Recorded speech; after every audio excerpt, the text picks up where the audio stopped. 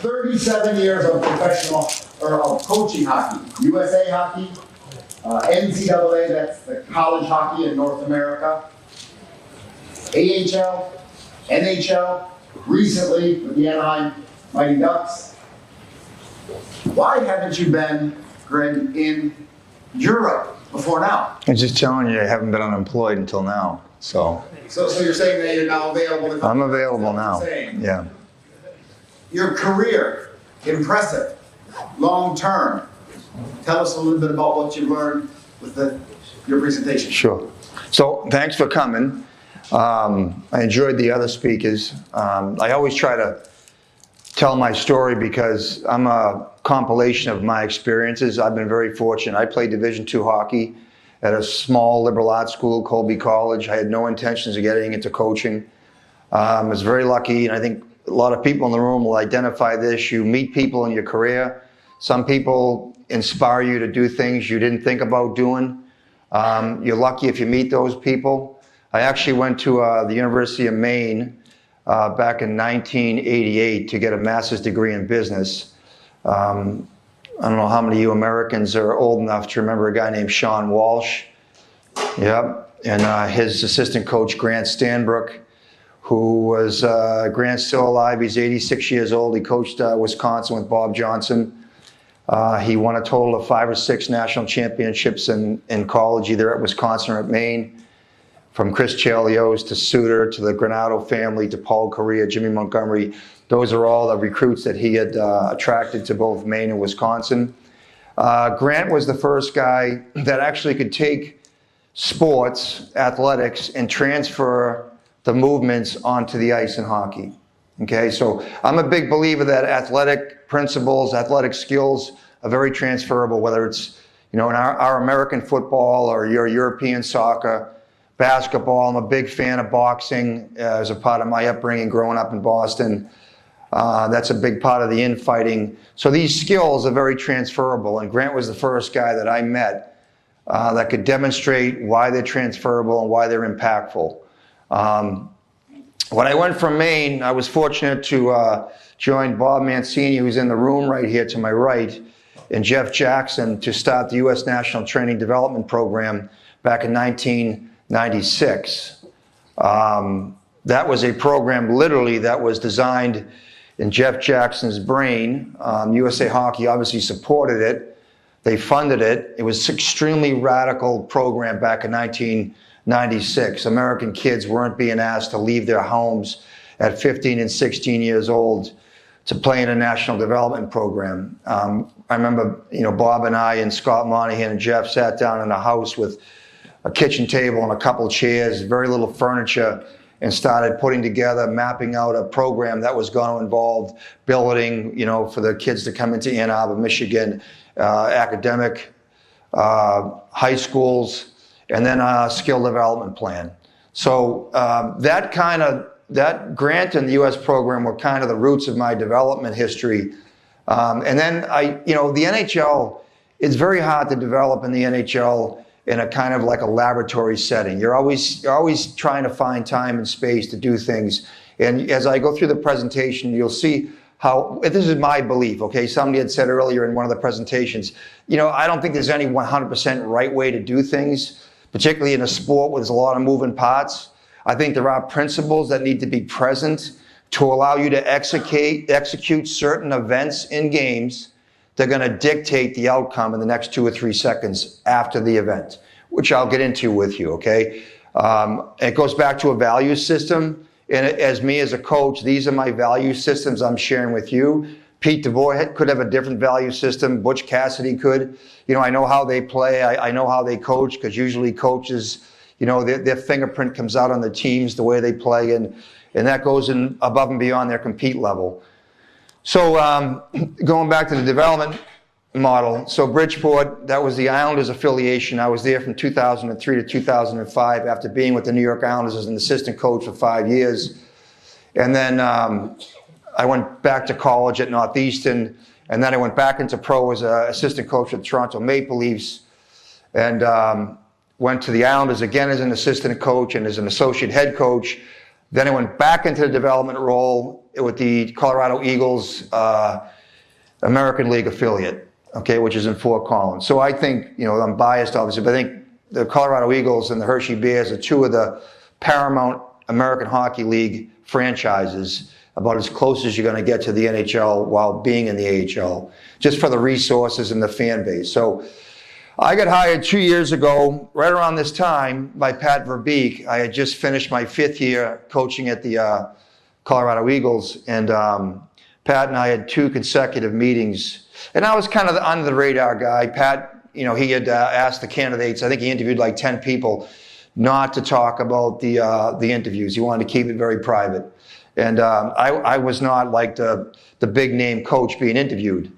He was looking for a specific personality, which was one that was going to be able to drive development, as I just said about 5 minutes ago, which is very hard to do in the NHL, particularly in Anaheim, because we have a very difficult travel schedule. So, and as you'll see through the presentation, it takes time to do repetitions. That Malcolm Gladwell said, 25 years ago, it takes 10,000 hours to be an expert at an event, okay? And you're not getting 10,000 hours in an NHL hockey season. There's no way it's happening. But Pat and I had literally got into the weeds of what we did in terms of development strategies and how he felt they could translate into coaching a young team in Anaheim. And we had 11 players that were born in 2000 and younger this year, 11. And for you Swedes here, Leo Carlson was our youngest guy a year ago at 18 years old.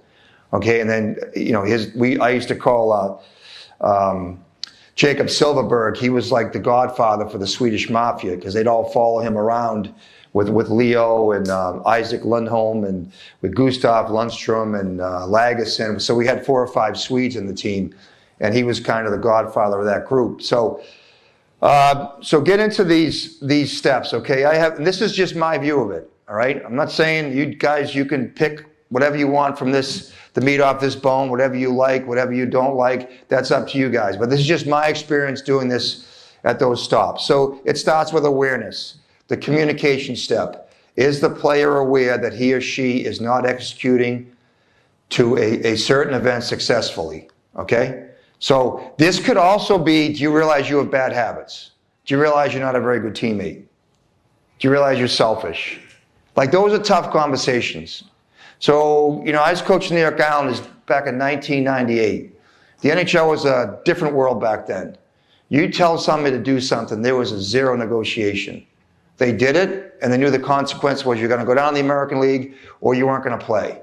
It's a very black and white world. And as I found out, particularly the last couple years, what I'm going to get to is, do the players value what you're saying? Are they invested in what you're saying? Do they trust you? Okay. I think most players are aware of it, but I do think that their first reaction, in my experience, is they start to negotiate with what the message could be. Always, like, when it's a good message, they're going to grab onto it, and it's really an easy connection. But when the message is inconsistent in what they think they are, there's going to be a little bit of a pause, okay? So that's why this number 2 here, illumination, collaboration, which is really, for me, about the ownership step, okay? Are you going to take ownership of what the information is we're about to share with you?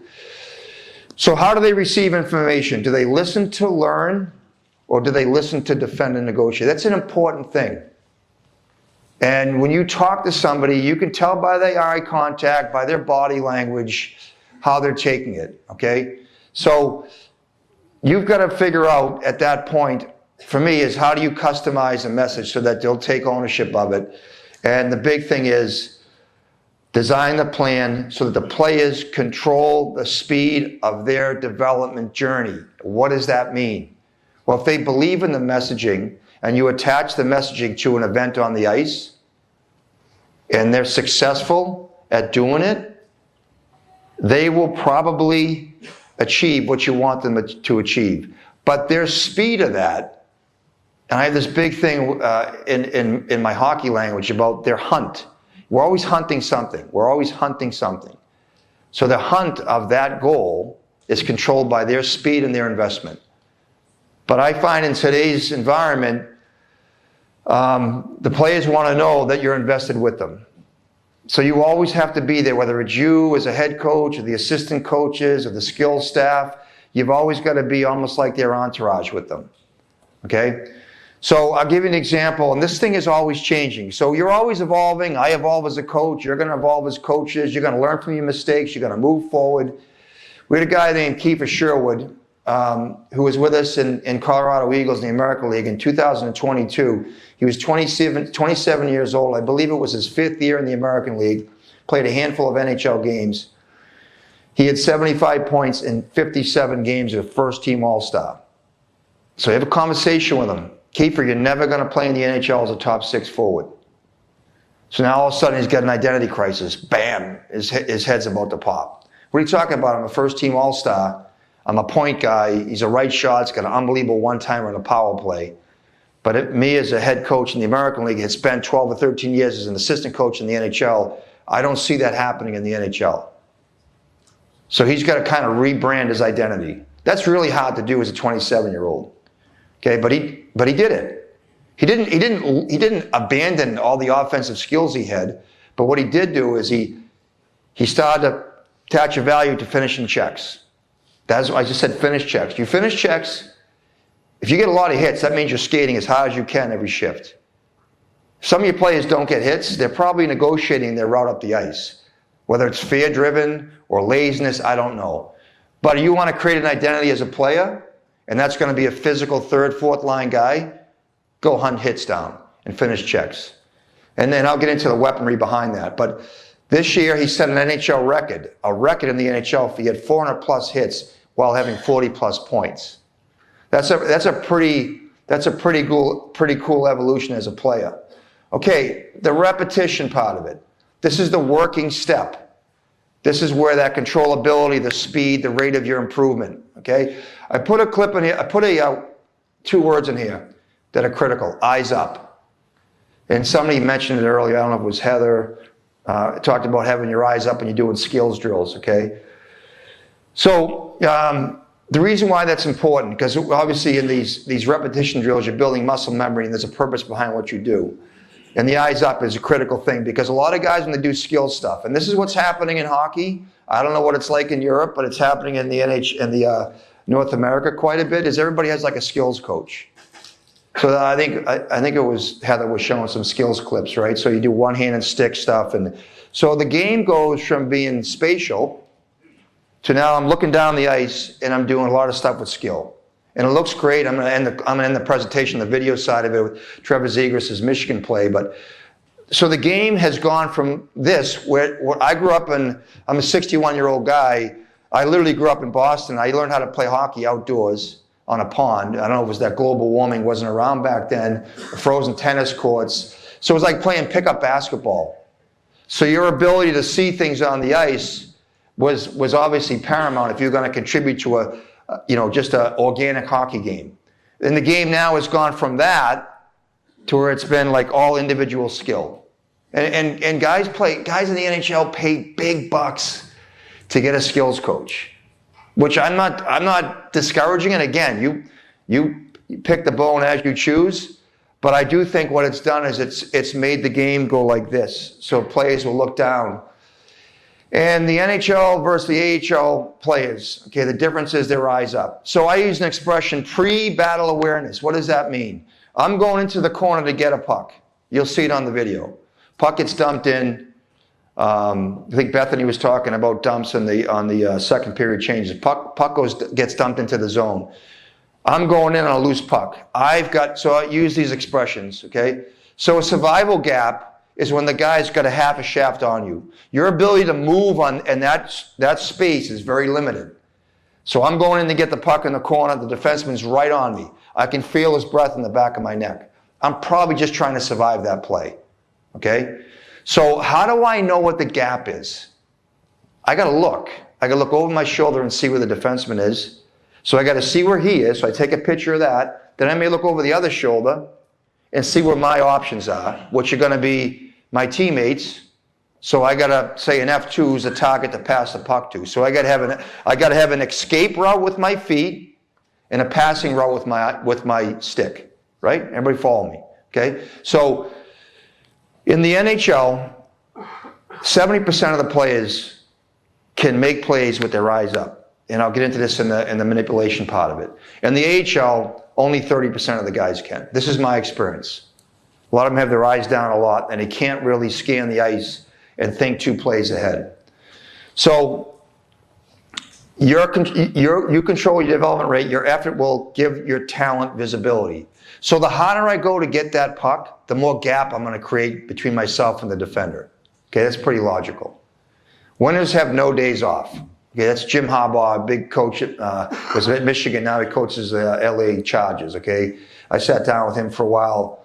He became a bit of a hockey fan, and we talked about player development and what he believes, and I'll get into that in a second. So I want to read something to you that's pretty fascinating. Tom Brady, I think everybody knows who Tom Brady is, and he was Harvard Business Journal did an article on Tom Brady, what made him great. Okay, why did he win, I don't know if it was 5, 6, or 7 Super Bowls. He lost in a couple as well, which is crazy, right? So he said only 30% of his teammates gave 100% in all areas of their training. Think about that. He played on championship teams, and only 30% of his teammates gave 100%. 70%, he said 70% gave less than 70% on championship teams. So you do more effort. How do you do more effort? How do you get more effort? That's a mistake on my part, out of them. So here's what his quote is. I wish I had a foolproof method, you can read this, for going into a situation where a player is given 70% and finding a way to squeeze out the remaining 30%. I'm not sure I was ever able to do that. But by modeling team-focused behavior and creating higher expectations and accountability, I could reliably get another 5 to 10% out of players. And that often made a big difference. So think about that as coaches. If you can get 5 or 10% more out of your players, that's impressive. That's coming from a Hall of Fame player, one of the greatest winners of all time in any sport.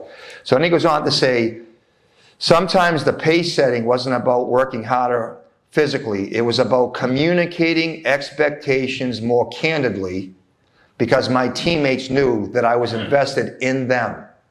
This goes back to that ownership illumination phase.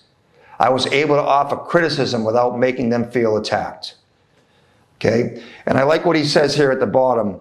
We need you to get better, he's telling his teammates. As a society, we've moved away from having those frank conversations. As I've gotten older, I've come to recognize that when people give me tough love and tell me the truth, it's often the best sign that they really care about me. Okay? So I think that's really cool. So I think there's some things that never get outdated, and that's one of them, which I think is just honesty. You have to be honest, and you can't be afraid to communicate a message that's going to make your player a better teammate, a better person, and a better hockey player. Okay? So the reaction part of this, the repetition meets resistance. Again, eyes up, read and react. So Bill Belichick believes in walkthroughs. Bill Belichick, if you're not aware of him, he's not only got the youngest girlfriend in the college football scene right now, but he's also won a bunch of Super Bowls, okay? He would do some walkthroughs to create an environment, information-rich events. Job talked about this earlier. Information-rich events and practice so that the player can see all the options. So you can slow it down so the players can see exactly what their weaponry should be and how the other 4 skaters on the ice can respond to it. So his big quote is, practice execution equals game reality. So I'm just going to rattle off these guys. Sidney Crosby, we had to play Pittsburgh on like a Wednesday night. They were going to play Seattle on a Friday. They practiced Thursday in our building in Great Park in Anaheim or in Irvine. We had a day off Thursday. Our guys had the day off, and we were playing, I think, Friday. So I went and watched their practice. We have kind of like a glossy window, so I could watch them practice. And I heard all these stories about Sidney Crosby. All these stories about what a class act he was, how he was an unbelievable leader, took all the young guys out to dinner, was an unbelievable practice guy, and I just watched it. They went 45 minutes hard, and they played us the night before and lost 5-1. Then they practiced and they went up to Seattle. And what I noticed about him was every drill he did, there was purpose to it.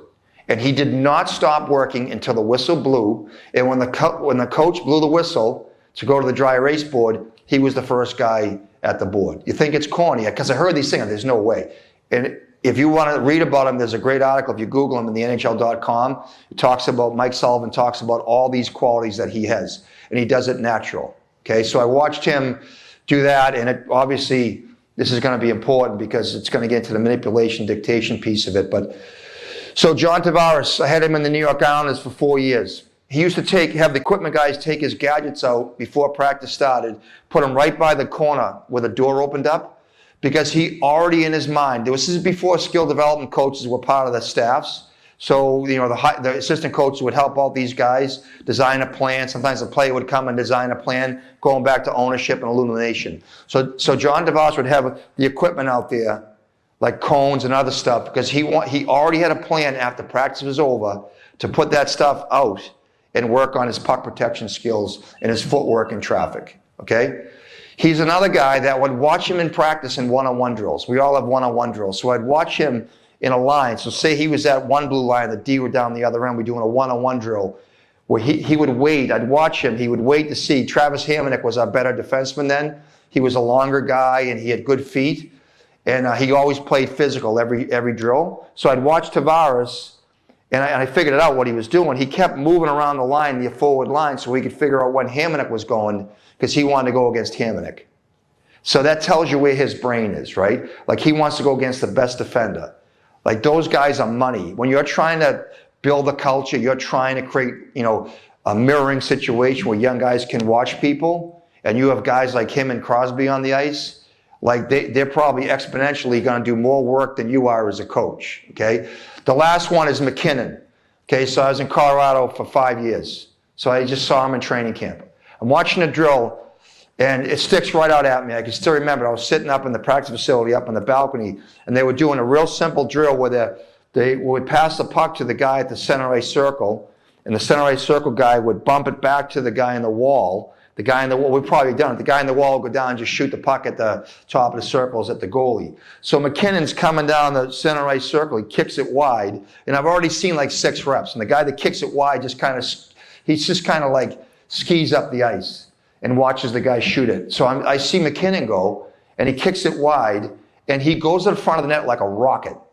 And he blows snow at the goalie and stands right there. And that's just after they won a Stanley Cup. So when you have people like that on the ice doing these things naturally, you have such an instrument to make your players better by just having them watch those guys play. So in my personal situation, it was hard in Anaheim. We didn't really have any guys that were old superstars like that. So it was hard to get, you know, people to mirror that behavior. But I just want to bring that up because when you have people on the ice like that and young guys are watching and they can emulate that's going to accelerate the development. So manipulation, dictation, you are in control. We talked about 70% of the NHL players and 30% of the AHL players. 30% of the AHL guys can't manipulate people because their eyes are very rarely up before they get pucks, and pre-battle habits have become a natural part of the DNA. So I call it bait and escape, and you'll see that in the video. And weaponry. So weaponry. Hockey's such a unique sport. I think hockey's probably the most unique sport in the sense that it goes all the way back to our ancestral roots.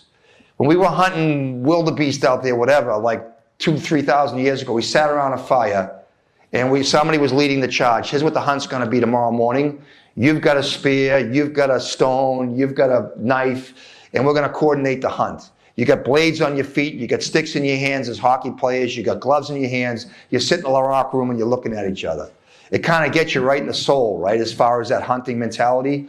So the pre-battle part of it is you got to know what your teammate is and what weapons he's going to use to be able to execute the event, and I'll go into that in a second. So Tom Brady used to talk about scanning the football field. He'd look one way, knowing the receiver's coming that way to get the DB to bait to the place he's looking, then hit the wide receiver in the open pocket. It's no different than a power play guy. Your power play, your defenseman at the top in a power play. A lot of teams do a diamond now. You watch the defenseman who gets the puck, and he steps right into the hole at the top of the diamond, and he looks at him with his eyes. He's freezing him, and he's looking off the two flanks over here. And whatever guy sucks over here, he's able to move the puck to the one-timer shooter and get a clean shot at the puck. That's easy to say, but that takes a lot of repetitions to do that and be able to pass the puck in a guy's wheelhouse. So we're going to go through these events that are going to connect this messaging. Defensive zone, breakouts, forechecks, offensive zone, tight spaces, okay? So again, I went through this tribal species thing, and I'm going to get into the video now. Okay, so this is a player here who played 8 years in the NHL. He was a 4-time 20-goal scorer. He tried to talk about Sherwood. He tried to rebrand his game. He played center. He played on a number of different teams. I'm not going to tell you who he is, but he was a centerman. And we got him in Colorado back in 22-23. And he was a horrible defender. And I couldn't understand why he couldn't defend. So I have some drills I'm going to give you. And if you want me to bring it back and slow it down, I know some of you have phones. I have no problem doing it. Just put your hand up. If you want to record these. But this is, to me, is a fundamental drill for playing defense. So it's in the neutral zone because the guys are using these zones here, but this is a drill for the D zone. So I want you to think about the net being right here. That's the net, okay? So I have a big belief. Talked about athleticism, right, and how these athletic skills translate in every sport. So I'm a big believer when you're playing defense, you want to make yourself as big as possible. So you want to stay square to the attacker, and you want to have length. You want your stick in front of you. Why? Take away space, okay? You don't want to turn sideways. Everybody got that, okay? So the footwork, in order to do that, is a lot harder than people think. A lot of people, and you'll find out, when people can't move from here to here like this, they're super tight in their groins and their core. And it's going to limit their ability to move laterally. The game happens so fast. If you can square up to the attacker, you have the ability to scan the entire ice surface. When you see people do this and follow people around, they have no idea where the puck is. Okay? So the guys that are actually able to do it, and again, talk about the strike zone. So you're always a stick length away from the target. People that can do that, the game just slows down for them. People that are chasing people around, running the people, the game goes so fast. Okay? They're just basically surviving the play.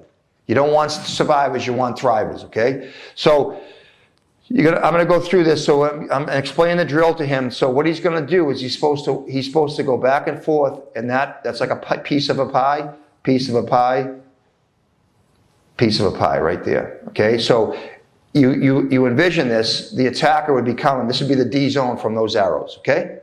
So you're going to see, I'm explaining to him what he's going to do. So now you go through the whole thing. He's listening. He's taking ownership, he's aware, and he's going to start doing the repetition. So I'm trying to explain to him how to be square. Okay, so I'm going to fast forward this because we'll be here all day if I go through every rep of them. But you're going to see what happens here. You can see him thinking. So this guy's played 10 years in the NHL, and it's not because he's dumb. He's just never been told. He's been never told. He's not aware that what he's been doing for 10 years is not the most efficient way to defend. And what happened was, this is probably in November, I watched for a month. He's all over the place in the D zone. You can't trust him. He's chasing the puck around. He's going sideways on people. So you can see what's explaining to him what to do. So now he's stopping. He's still thinking, and he's all over the place. And you'll see he's still doing it incorrectly. But he's trying to figure out how to do this and stay square. He keeps turning his belly button laterally instead of forward, okay? Now he turns backwards, okay? So he's all messed up right now. So now I'm trying to explain to him where your feet should be. You don't want to be too wide. So I bring another guy in, and this guy is an American Hockey League player who's done the drill for 2 years, okay? So you're going to see what he does right here. So now watch the movement. So this guy's a 21-year-old kid. The other guy's 30, all right? Spent 10 years in the NHL. This guy's been in the AHL for a year. Watch his movements. So he's pushing off the inside edge of his left skate, and he's opening up with his right skate so that he can stay square to a potential attacker, okay?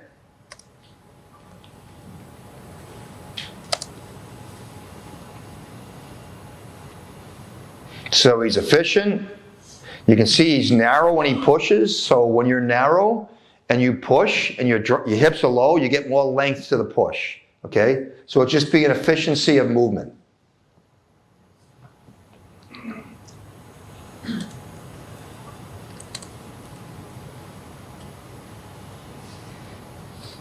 Okay, so now, I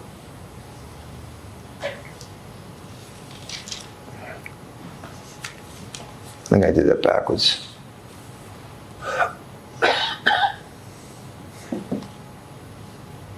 So now explaining to him, and he's going to try it again.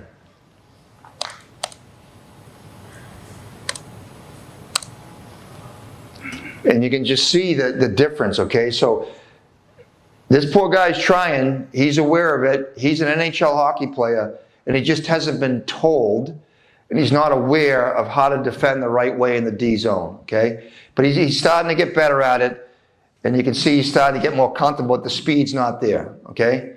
So I'm going to fast forward this into the reaction part of it.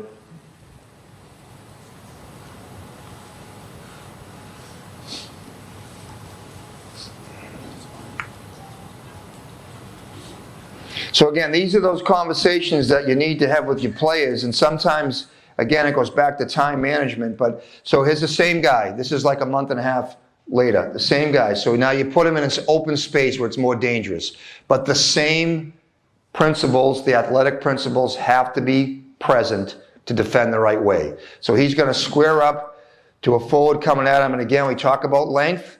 So stick's going to be out in front of him.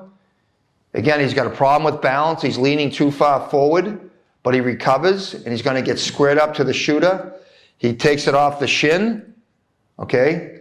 So, and then there's going to be a second effort part of this right here, and he's going to work his way square up to him again, and he takes this guy in front of the net, okay? So it's not great. I don't know what the time frame is, and maybe it's 2 weeks later, but you're going to see in the next couple clips here. Okay, so how do you do this shuttle step stuff? Okay, so this is Andreas England. We had him like 2 or 3 years ago. He'd been in Ottawa, was bumping around the American League. Obviously, he's a Swede, and he was terrible at this when we got him. He's a very heavy-footed defenseman. He's tough as nails, and, beat the hell out of you in a fight. But he had poor athleticism on the ice. And you're going to see the movement he has right here again. So this is a drill. It's like an x-ray machine into the flexibility and the mobility of your defensemen or your defenders when they're managing short spaces, okay? So now the reaction part of it. Now he's got no stick. If you want to see if a guy can defend, take his stick out of his hand, because he has to use his brain and his legs to get in the attack lane. So the attack lane is the lane between the attacker, who's got the puck, and the net. So again, think about, I don't know how many guys follow NFL football. The end zone's big, but a linebacker moves across the line to take a running back. He squares up and he gets in the lane between the running back and the end zone, okay? So the same thing for playing hockey. You're going to try and defend the lane between the puck carrier and the net.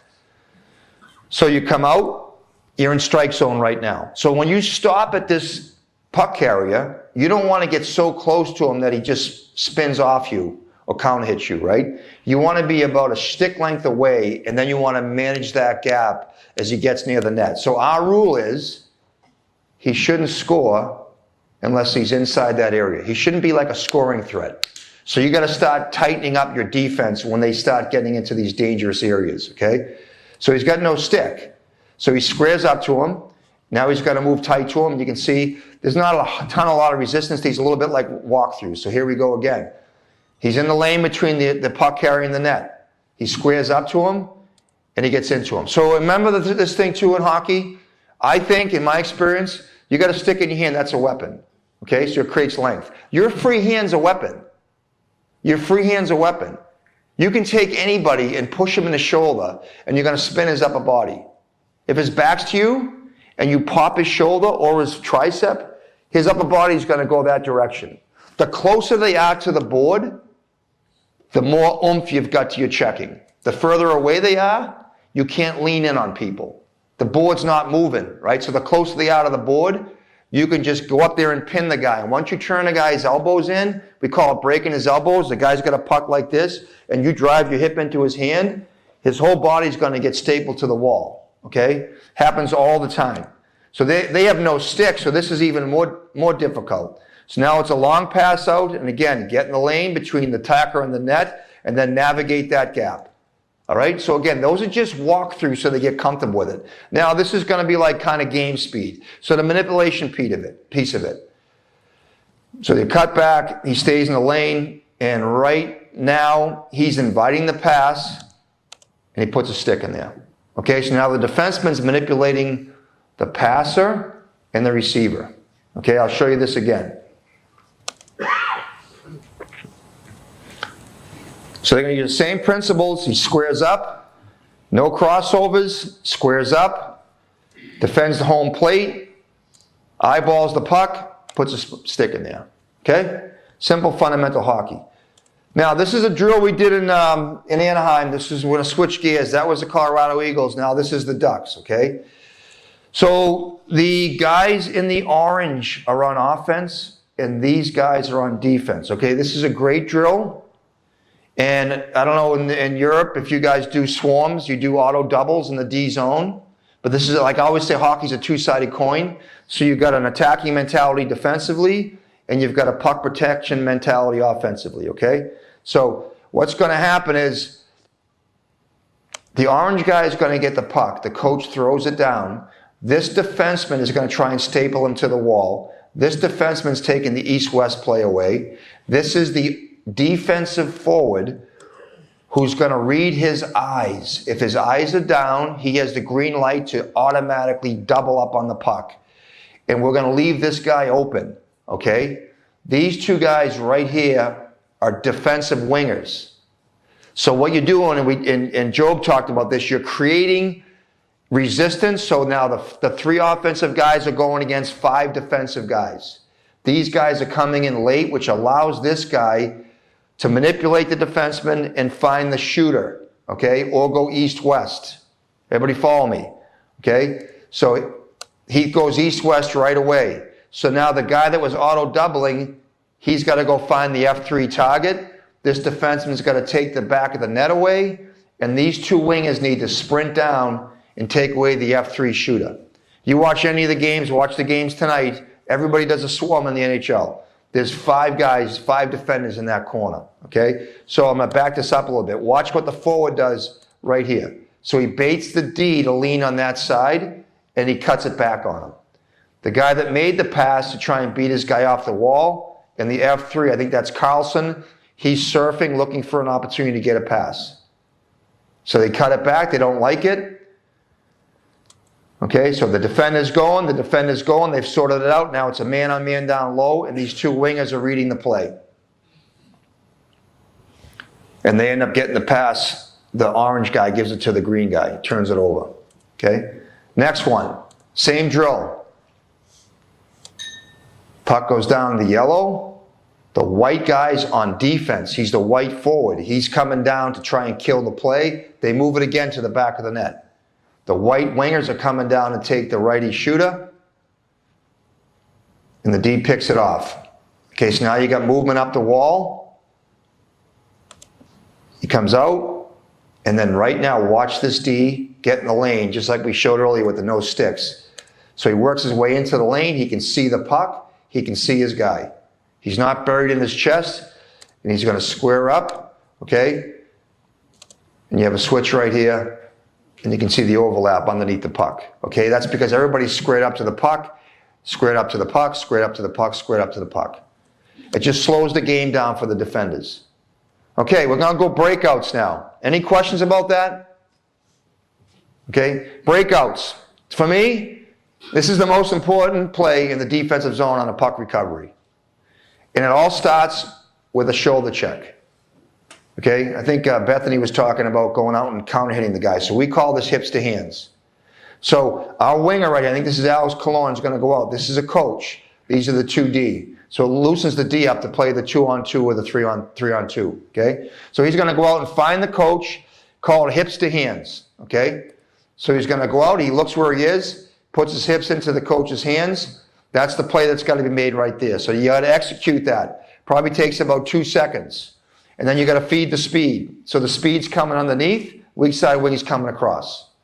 So that one play right there feeds the speed, and away we go. So what's your personality of your team? So the puck should always be in the middle of the ice when you come through the neutral zone. Okay?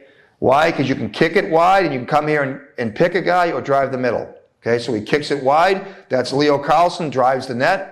And again, this third circle right here is critical. It's a race to the third circle. You'll see in the next clip, you can find this guy late. So Leo tries to go back to his guy instead of passing it. So here's the next one. Let me back this up. So again, the drill is, there's some movement before this happens. The coach is going to pass the puck to that winger. That winger is going to find this coach and box him out. Okay? The centerman is going to work his way underneath, and usually the winger will come across, but for this drill, we'll keep him wide to work on some rush entries, okay? Stick lifts the guy. He stick lifts the coach right here. Again, weaponry. Paddles it. Speeds underneath. Movement after the pass. What are your players doing after they pass the puck? Are they standing still or are they moving? Okay, that adds to the speed of the game. He kicks it wide, and again, principles. Drive the net. Drive the net. And then make a decision. So the D turns to take him, hits the wide guy. Okay, get into some games now, okay? Anytime you want to try and bait somebody into going to one side of you, the other. So I've got a rod that goes right from my nose, right down between my feet, okay? So if I want to turn one way, and the attack is, 9 out of 10 times, the attack is going to turn to the way I turn.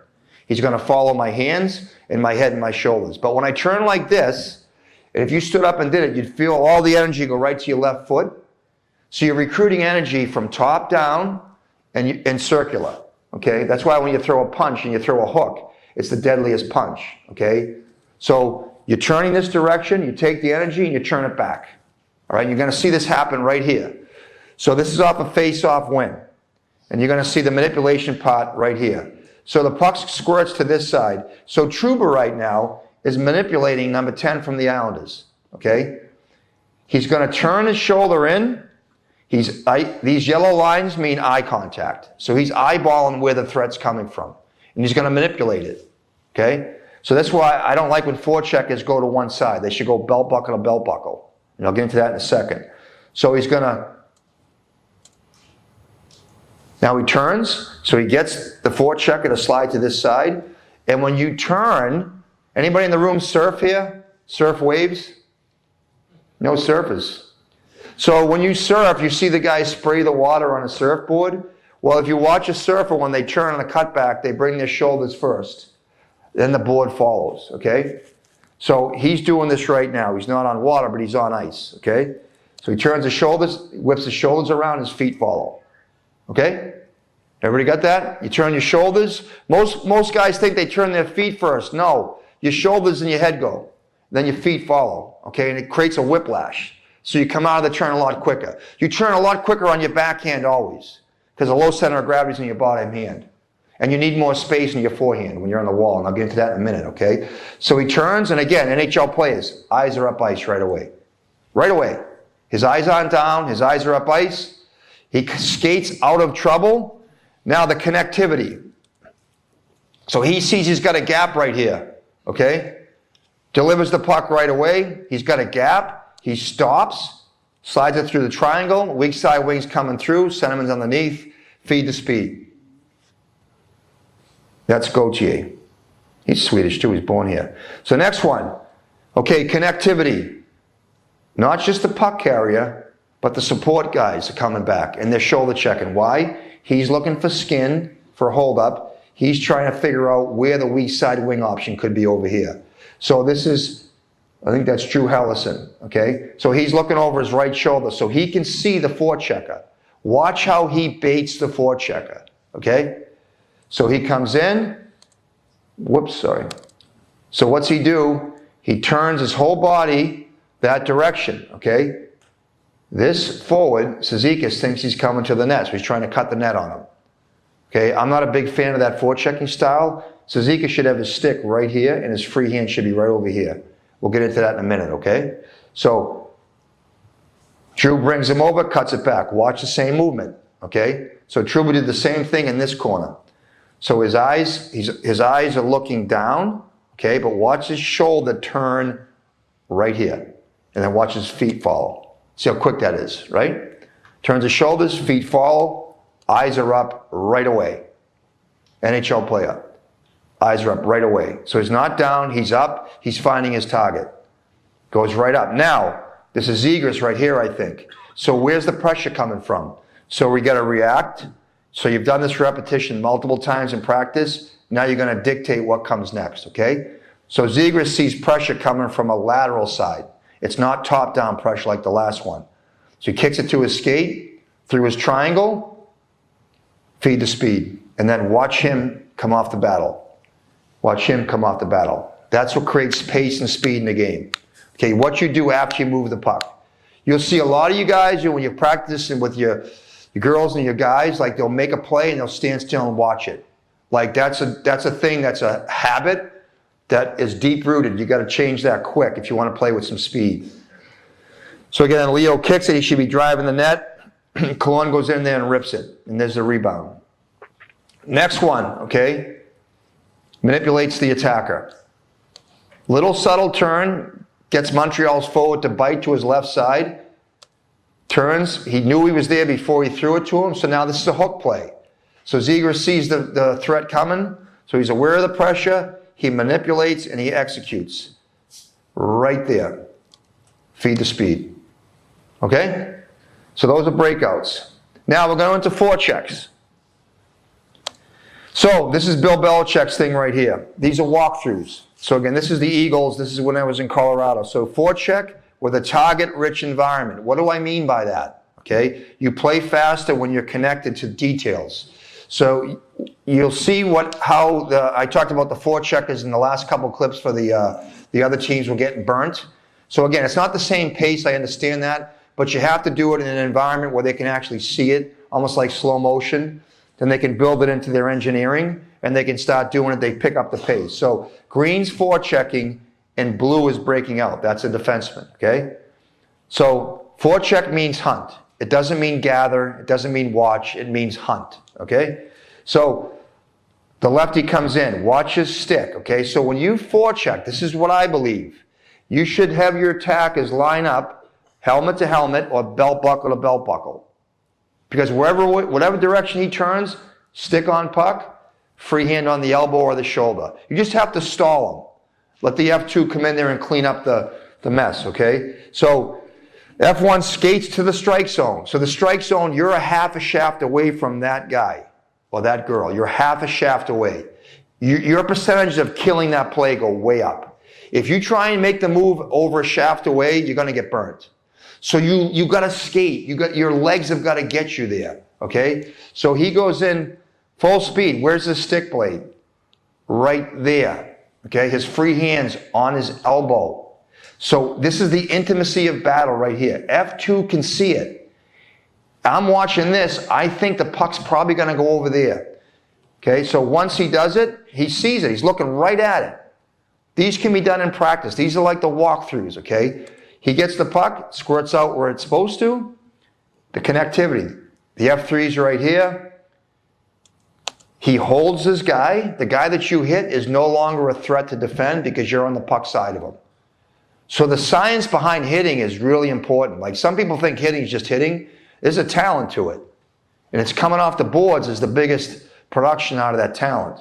So he comes off the boards, he makes his pass and goes, steps in the hole and rips it. So if you've got a team that doesn't like to hang around the front of the net, then add this puck thrower in there. That keeps them around the net, keeps the goalie honest. It's like bees on honey. Some teams, our team in Anaheim, we constantly had guys leave the front of the net. And you're not going to score a lot of goals in the corner. So you see the next one. So now you got a righty going in. The last one was a lefty. So the righties, this guy's Paré, he's 6'5". So this is F2, this is F1, this is F3, this is the defenseman. So you can see where his stick is. His stick's on the defenseman's right side. It's probably going to go that direction. So F2 reads it, picks it up. There's F3. You control the D. It's not about blowing the guy up and then you fall down on your butt and you're getting up and he's already at the net front. It's being in control. It's weaponry. And again, he gets to the front of the net and there's the second opportunity on the puck chuck. Okay, Anaheim Ducks. Neutral zone regroups are going to add a regroup to it. D to D, hard pass. So they already know before the drill what the design of the drill is. There's carry-ins and then there's dump-ins. So these are dump-ins. So we're working forechecks. Joe had talked about earlier about you design the drills, you amp it up in terms of what you want for pressure and resistance. You can slow it down for non-resistance. So these are, high energy, fast-paced drills that are going to happen. Any question? Do you know how many forechecks there are in a game? Probably don't know, but we have analytics. Would you guess it's under 30 or over 30? How many guys think it's under 30? Put your hands up. Forecheck. Nobody? Over 30? Yeah. You got between 40 and 55 forechecks a game. I mean, think about that. A game. So if you're not good at forechecking, you're not going to get pucks back, right? Because forecheck leads to offensive zone time.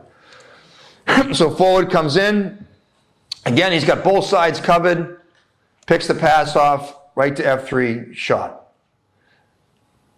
Same thing, D to D, deliver the puck up quick, dumps it in.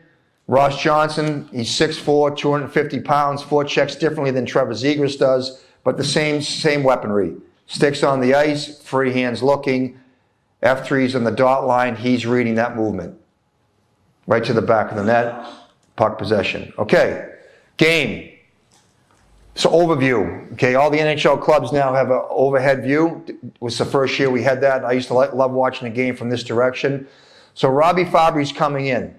Montreal's defenseman's going back, he's shoulder checking. Puck is right here. His route is no good. No bueno. Okay, wrong side. Any defenseman's going to beat him. He should be going right through his belt buckle right now.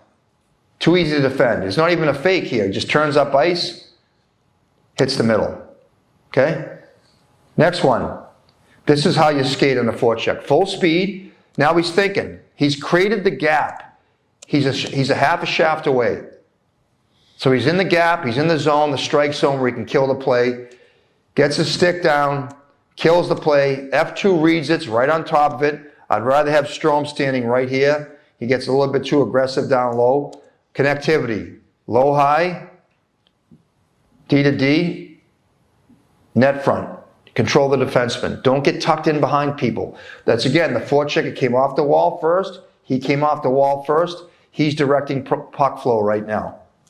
Shot tip almost goes in. Next one.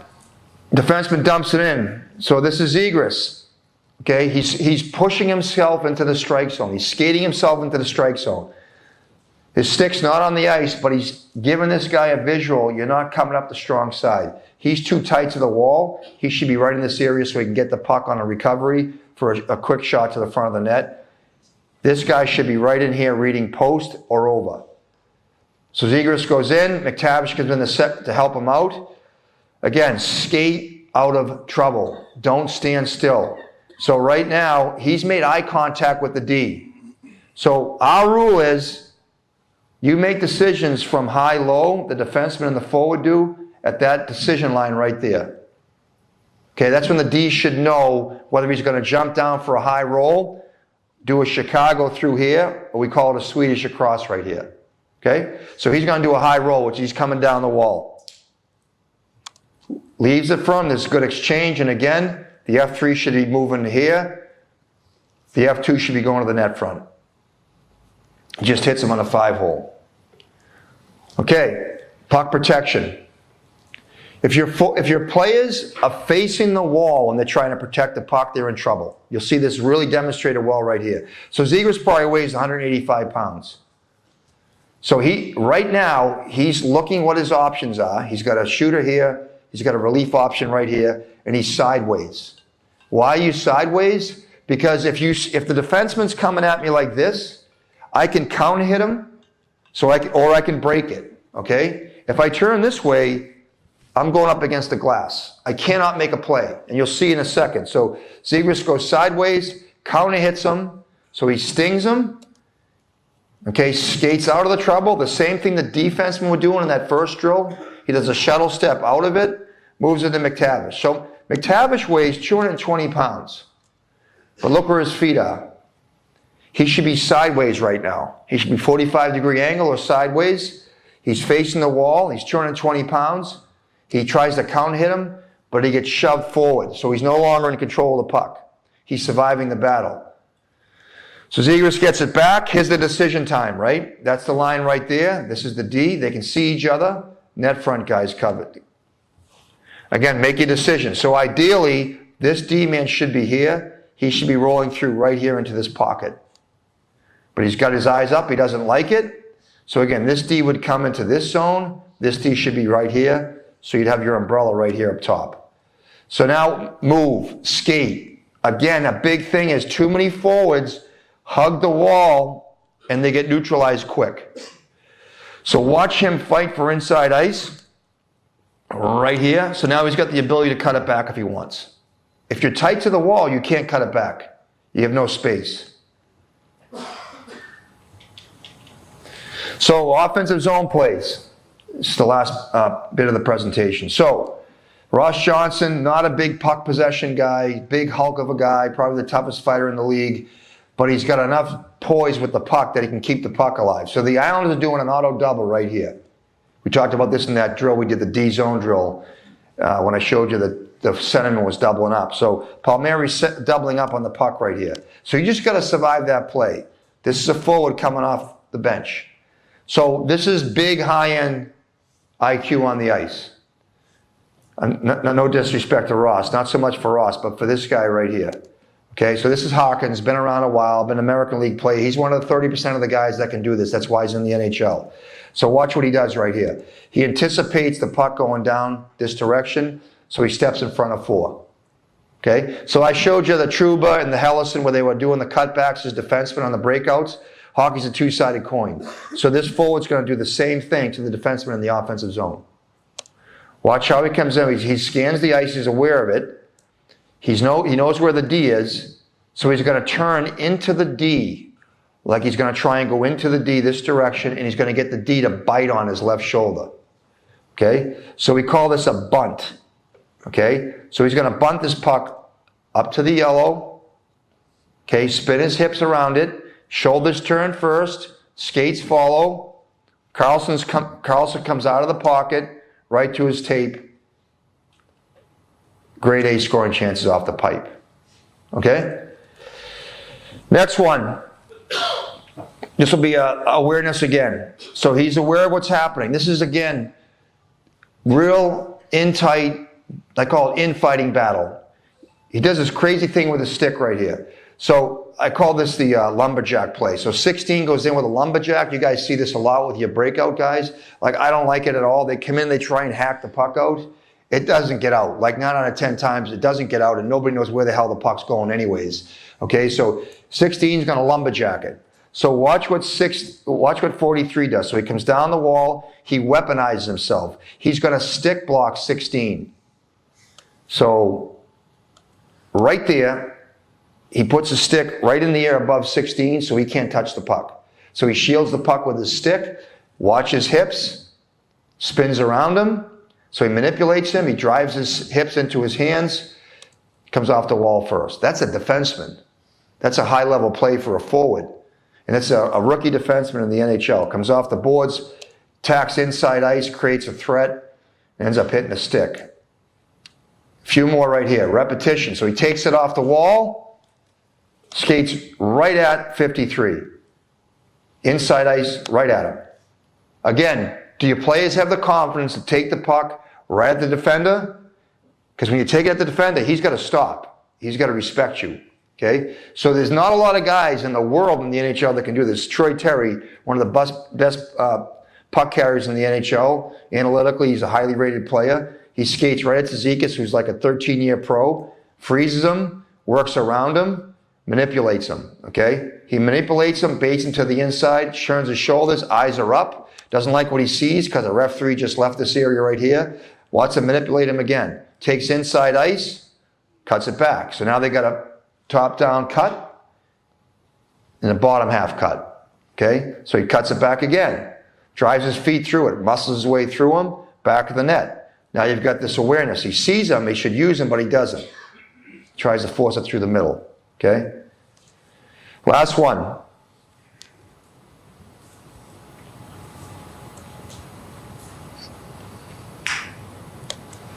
Pretty good play. Okay? But you know what's incredible about this?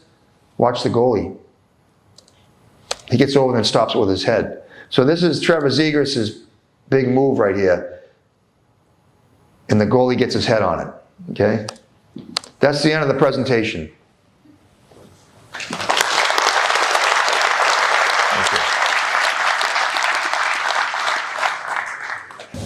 37 years head coach. Coach, staff, different teams, assistant coach. Could you talk for another 6 hours with these things? Yeah. Seems to me like this is your home base. You love doing this. This is what you're all about. Yeah, it's hard. I mean, you go in a rabbit hole with this stuff and it gets, it becomes blah, blah, blah, blah, blah, like Charlie Brown's teacher after a while. You got to actually do the stuff. And what I would recommend is I go back to, and just in my value system, I try and take events that I know are going to happen. Like when you know there's going to be a forecheck, like at least 40 a game, and you can do that really well, then you're probably going to get the puck back, which is going to lead to offensive zone time. Then once you get into the offensive zone time, I call it the infighting. And you'll find out some players are totally uncomfortable when they're being pressured. We talked about stress inoculation. If you can put your players in situations where they're under a lot of stress, you'll see who gets short-armed, they survive plays, and who can actually manipulate the pressure. But it takes a lot of time. It takes a lot of practice. We have time for a few questions. Is there anybody out there that would like to ask any questions? Yeah, use your hockey voice, coach's voice. Ray, you spoke about getting inside that strike zone, lining up belt buckle to belt buckle. What do you tell your forecheckers when they can't get it that close? What do you want them doing there? It's a good question. They just got to mirror the movement. They got to kind of wait the defender out. And we do a drill for that. And then once the defenseman moves, then try and close on them. Like, so it's a really good question because it happens a lot on a change. You don't have fresh legs on the ice, so guys are coming in late. We try and get into more of like an angling situation, wait the defenseman out, and then try and close the gap on them when you've created that distance. Thank you. Thanks for listening.